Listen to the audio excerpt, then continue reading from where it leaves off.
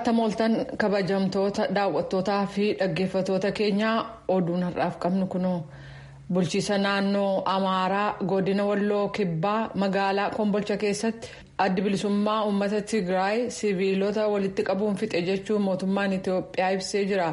Ministeerri dhimmoota koominikeeshinii kan mootummaa Itoophiyaa Dr. Laggasa Tulluu oduu gabaastotaaf akka ibsanitti humnootiin TPLF dhukaasa banuun dargaggoota 100 iddoo tokkotti walitti qabanii booda ajjeesan jedhan.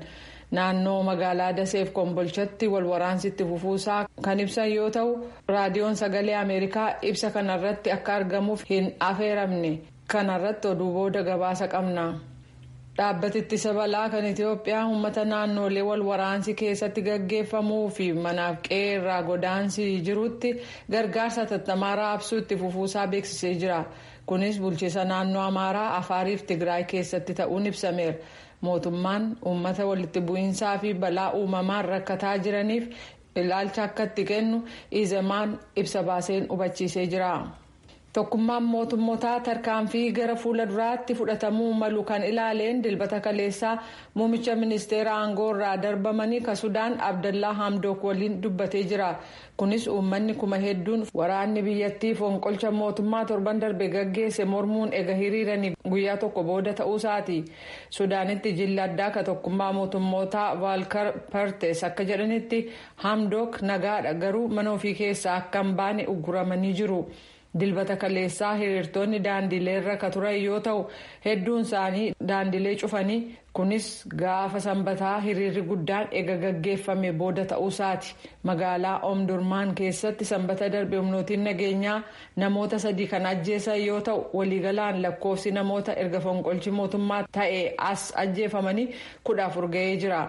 Hiriiruu fi daandilee cufuun hangi tokko jiraatuyyuu magaalaan Kaartum amma tokko tasgabbii horattee jirti. Iddoo biraatti garuu jeneraal Abdel Fattah Burhaan aangoo qabatanii labsii yeroo hatattamaa labsuu isaanii mormuun itti fufee jira. Egaa waraanni aangoo qabatee as tokkummaan mootummootaa fi Yuunaayitid Isteets gargaarsa Sudaaniif kennan dhaabuun rakkoo diinagdee biyyattii mudate daran hammeessuuf jira jedhameera. Ka dhaggeeffataa jirtan sagalee Ameerikaa sagantaa afaan Oromooti. Addunyaa irratti lakkoofsi namoota dhukkuba COVID-19 du'anii miliyoona 5 ga'uusaa waaltaan waa'ee dhukkuba COVID-19 qoratu kan Yuunivarsiitii Jaan Haapkins beeksisee jira. Wiixata har'aa akka gabaasetti lakkoofsi kun miliyoona 5 fi 425 dhaqqabee jira. Baatii waxabajjii darbee namoonni dhukkuba kanaan dhuman miliyoona 4 akka ta'an ega gabaafame booda inni ammaa kun immoo dhaga'ame.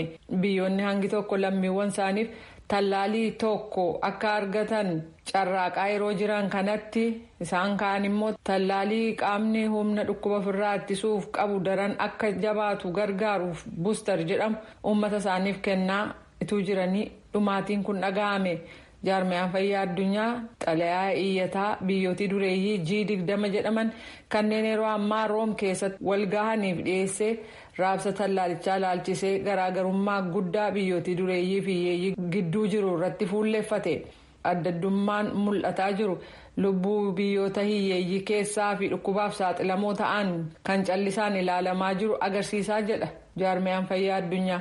Biyyoota madda galii olaanaa qaban keessatti namoota 100f doozii 113tu kennama jedhee biyyoota maddi galii isaanii gadaanaa keessatti garuu namoota 100f doozii 4 qofatu kennamaa jedhee jira. Waa'ee qilleensa naannoo irratti walga'iin torban lamaa fi dubbatu kan tokkummaa mootummootaa irratti hogganoonni biyyootii addunyaa 100 caalaan argamanii jiru. Qiyyaafanni isaas aara faalamaa fi biyyoonni guddataa jiran jijjiirama qilleensaan akka hin rakkanne maallaqaan utubuu ka jedhu ta'a. Muummichi ministeeraa Biriteen Boris Johnson walga'ii Glasgow Scotland keessatti gaggeeffamu kan keessummeessan yoo ta'u gara laafinni akkaan barbaachisaa ta'uu fi kunis yeroo dheeraa fudhachuu isaarratti fuulleffatu jedhamee eegama. Yoo har'a waa'ee jijjiirama qilleensaa jabinaan irratti hin hojjannu ta'e bor ijoollee keenyaaf waa gochuuf yeroon hin jiru jechuun ka dubbachuuf jiran ta'u barreeffama waajjira isaanii irraa ba'e keessaa hubachuun danda'ameera. Pireezidaantii Yuunaayitid Isteetsi Joo Baayiden gita isaanii ka biyya Tarkii Taayib Erdogan waliin marii ijaaraa ta'e gaggeessuu isaanii aangawoonni Waayit Haawus ibsanii jiru.